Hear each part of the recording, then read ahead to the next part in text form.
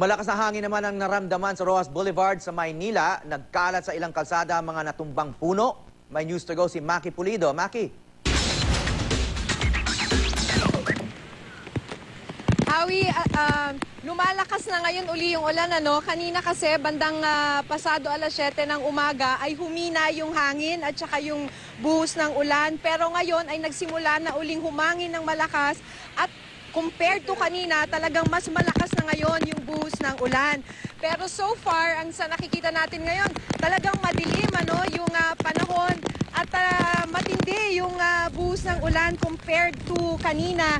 Pero yung tubig naman mula sa Manila Bay ay hindi pa rin natin nakikita humampas. Tumaas lang yung level ng tubig niya pero hindi pa rin humahampas yung tubig. So wala na tayong nakikita, may pailan-ilan pa rin na naglalakad dito sa kahabaan ng Roxas Boulevard. Kalalampas nga lang nung ilan sa kanila. Nung kanina ay binabaybay natin ng Roxas Boulevard ay wala pa naman tayong nakikitang baha.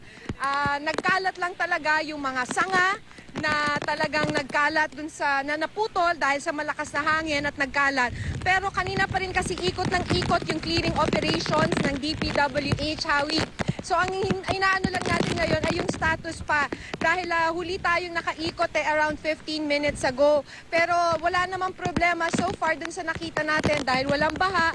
Tapos kung meron man mga nabubuwal na mga sanga kahit maliit na puno ay nababantayan agad ng DPWH clearing operations.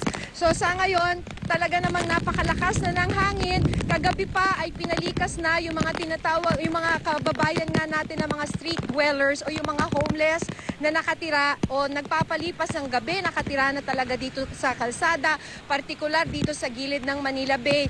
At ang ilan sa kanila ay nakausap natin, nakumusta natin, Hawi, dahil pinaalis sila ng DSWD dito sa gilid ng Roxas Boulevard. Yung ilan sa kanila na abutan natin sa gilid ng isang restaurant dito sa Roxas Boulevard. At talaga namang medyo miserable talaga yung kanilang kondisyon doon dahil nababasa sila dahil nga sa sobrang lakas ng hangin at ng ulan. At ang mga pananggalang nila, yung mga plastic na kanilang napulot mula sa kalsada, yun ang kanilang panangga sa lamig. Dahil maliban nga dito, Hawi, sa lakas ng buhos ng ulan at saka nung lakas nung hangin, ay talagang bumagsak naman yung temperatura, malamig. So ang kinikwento sa atin kanina nung mga street dwellers na mga kababayan natin ay nagugutom sila, basa sila sa ulan at saka talagang nilalamig sila.